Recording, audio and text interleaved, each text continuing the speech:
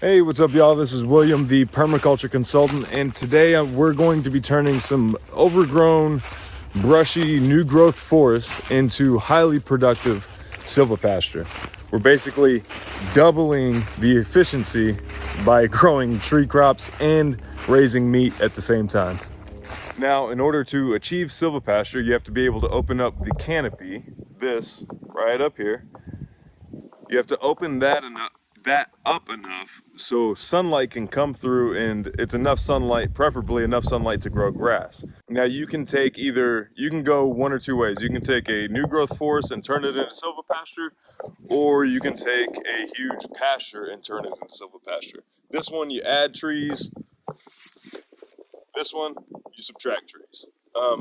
They have almost this silvopasture over in this pasture area.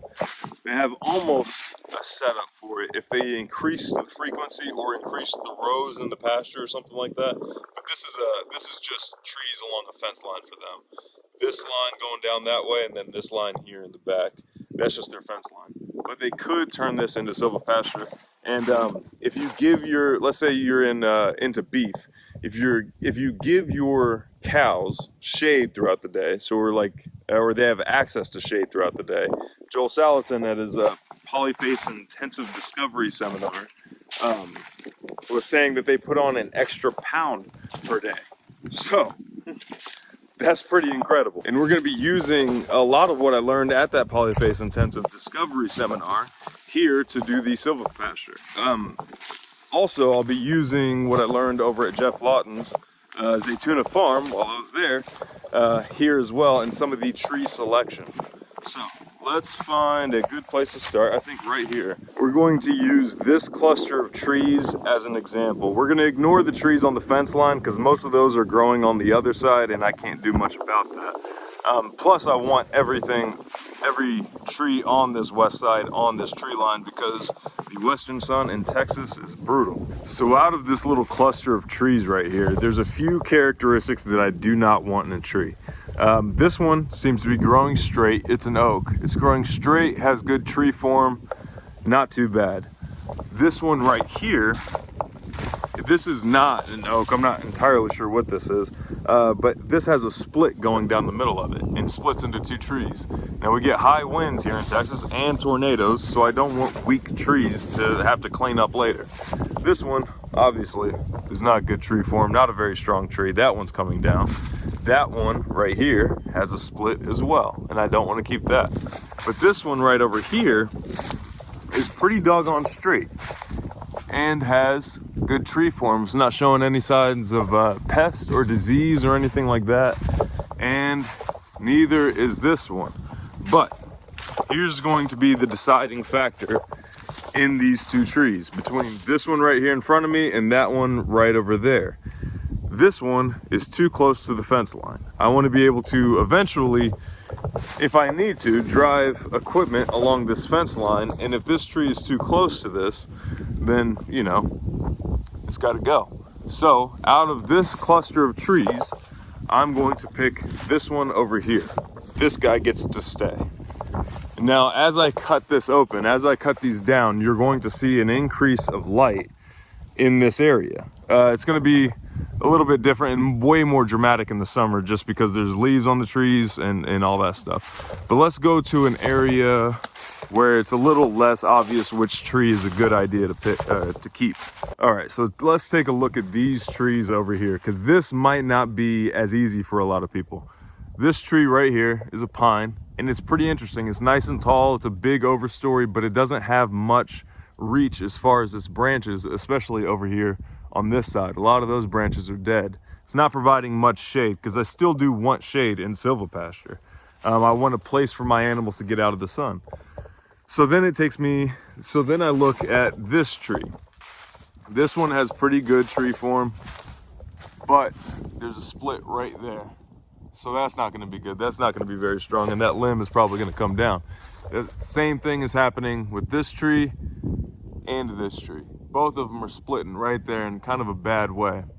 So then I start looking around and start seeing, now that guy right there has very good tree form, no splits, no branches that are 50% or greater than the main body of the tree. Now this one right here has that Y right there, so that needs to go. That one is good. Now that's a pretty thick tree, especially compared to the ones that we were dealing with over there. But those ones also didn't have any others in competition. So let's take a measurement of this tree and decide how far around that tree we need to clear. So in order for me to determine how far around this tree, like the circumference of around this tree, or the distance from the center point of this tree, I need to clear. I need to take just a one simple measurement. I'm gonna take this tape measure and I'm gonna wrap it around the tree. And I'm gonna see what it is in circumference in inches. Mark the spot. It's 47 inches, almost 4 feet in diameter. Or I mean, not diameter, circumference. Now I'm gonna convert that into feet, but not in the way you think. Instead of taking 47 and dividing it by 12 and that's how many feet you get, instead you need to take 47 and just turn that into feet. So now it's 47 feet. So anything that's within 47 feet of this tree, I need to clear. So now what I need to do is, this is a 25 foot tape measure.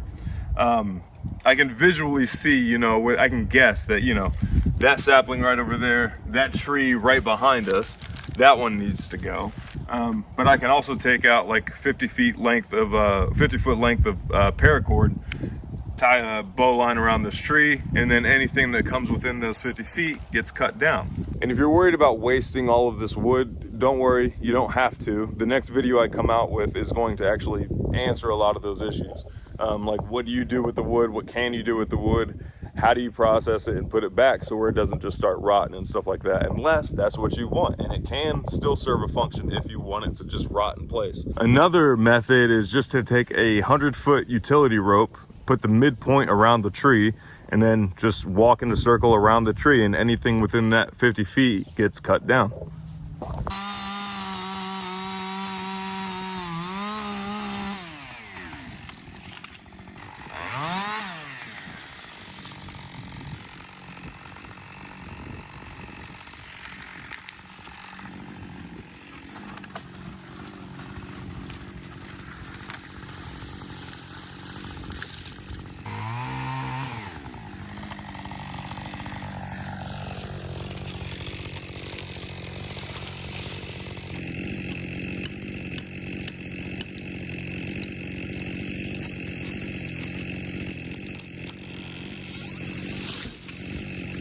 There we go. So those guys are down. The branches and stuff like that, I think are gonna get turned into biochar, but the logs and stuff, that's what the next video is gonna be about. I'm gonna process these guys in a way where I can get them to dry, and I can put them off to the side until I figure out if I'm gonna split them or mill them or whatever, or I can just save them and use them as whole posts later. But that's the next video. If it was a different time of day, like maybe 2 hours earlier, you would have been able to see that there is a big difference in the amount of light that's hitting this area now. That's awesome. Now I'm going to continue that process through the whole new growth forest area. And it's really that simple. You just find the tree that you like best, the one that fits your role the best, or your needs the best. You pick that one. Oh, good. There we go. There's some shade. I'm not blinded anymore. You pick the tree that is preferable, right?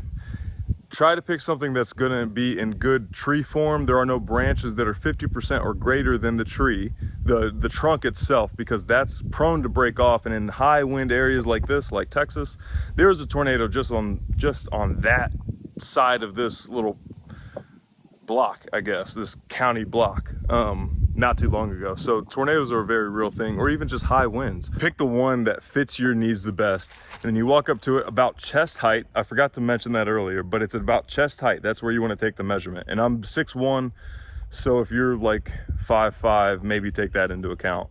But take the circumference of it. So let's say it's 24 inches. I'm not going to convert that into feet by dividing by 12. It's going to be 1 for 1. So each inch is a foot. So 24 inches equals 24 feet. Take my little handy dandy rope back there. That one's 100-foot rope, so folding it in half is 50 feet. Folding it in half twice is 25 feet. And then I can wrap that or put that midpoint on the tree and then walk around the tree and cut everything down within that distance. Now, that's not a hard and fast rule, I should say. Let's say you have an understory tree like a redwood or something like that, and you really, it's pretty, you like it. Or let's say you have a couple of fruit trees or some plums, or even some, like around here, some persimmons. Those are pretty common. Even the astringent kind, the deer really like, so they're worth keeping. You don't have to cut those down just because they're within 24 or 25 feet of your tree. You can keep those. This is largely a rule for your overstory trees. Now, if it's covered in a bunch of privet and brush like it was before I hit it with the brush mower, then, obviously knock that out because you need a place for the grass to grow. But it's not a hard and fast rule. You can introduce like all 7, and you should introduce all 7 layers of a forest out here. And I mean, just the areas that we see.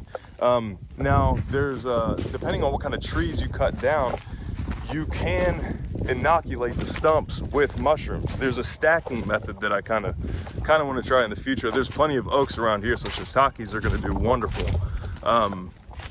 But yeah, that's basically it. I'm going to repeat this process all the way in the fenced in area, and then the area, which the really thick area behind me that you can see, that's on the other side of the fence. That's still my property, it's just that way. We're gonna get to that in the future. I want to conquer, this 2.5 acres first. Also, I was thinking about teaching a very basic PDC over on Patreon. If you guys are interested in that idea, let me know. If you guys have any other platforms besides Patreon you'd rather support, then let me know, because I'm by no means am I sold on Patreon. You're also taking into account what Jeff Lawton talks about, which was one of my mentors. What he talks about, the trophy hunting, or the big game, trophy hunting mentality whenever you're harvesting anything from nature, especially when it comes to trees.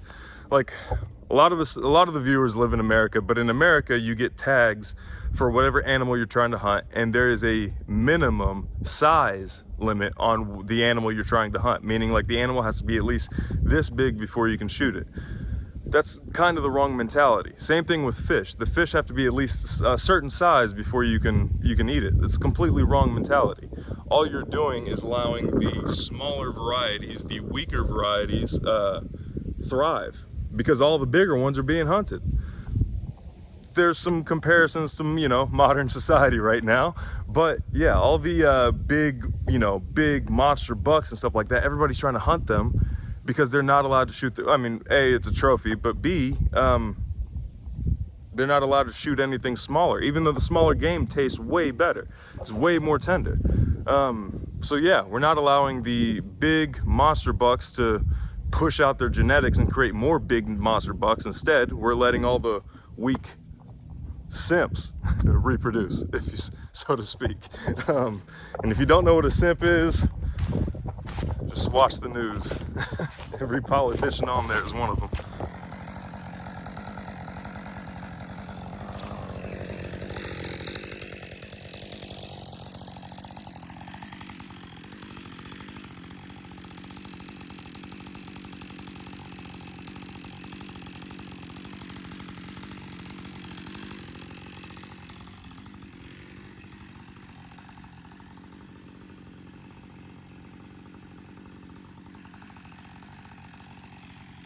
All right, so I got a bunch of the trees down, not all of them. By no means am I even close to being done with dropping these trees, but there's a lot I want to process these before I knock any more down, because I don't want a huge pile whenever spring comes around and it just kills an area where there's a bunch of grass, or where there could be grass. So this is this is for sure as far as I'm gonna go until I get these processed. But let's take a look at what I've opened up so far. All right, so these trees right here, this grouping right here, was taken down for that preferable one right here. This guy right here would have been another good guy, but it was too close to the fence, so it's got to go. Actually, I missed that one. That one's got to go too. I thought it was on the other side, but that one was far enough away from the fence and it has good tree form, So we're gonna keep that. And as we clear around these trees, you might think that's not providing much shade, but this tree will know that the other competitors are out of the way. It'll stop trying to just rocket up to the sky to get sunlight. Instead, it'll start spreading out and growing its branches. Now that guy is going to be the preferable one over here. I haven't dropped any of these yet, but I did go this way on over here. This tree right here, which is kind of marking this culvert, and that tree right there is marking the other end of this culvert, is the favorable one out of, you know, all of these guys.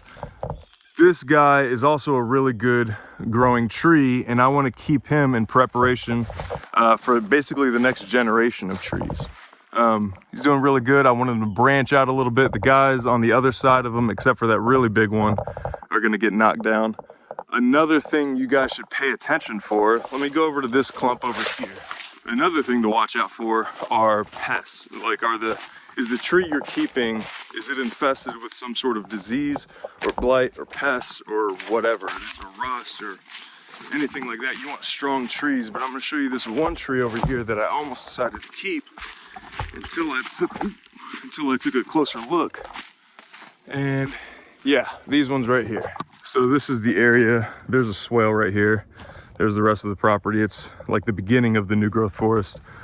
But I was looking at this tree right here, and it looks pretty good. And I was looking at this tree right here, and it looks pretty good. And this one is slightly larger. And then that one is leaning that way. You can't really tell you can tell a little bit on camera. And I was thinking about keeping this one over the other one until I noticed these. Let's see if I can zoom in on them. Yeah, see that? See those holes that are drilled in it? That's way up there. So that has some sort of infestation that, whether it be woodpecker or some sort of grub, that's not a tree I want to keep. I want to keep trees that are strong and disease resistant and don't get taken out by pests. So keep that in mind as well. But if you guys have any questions, comment down below. If you need consultations, hit the links down below. And don't forget to let me know in the comments if you guys are wanting me to do a PDC on some sort of platform. Also, let me know if there's any options you guys prefer over Patreon. Until next time, thank you guys so much for watching. We'll see ya.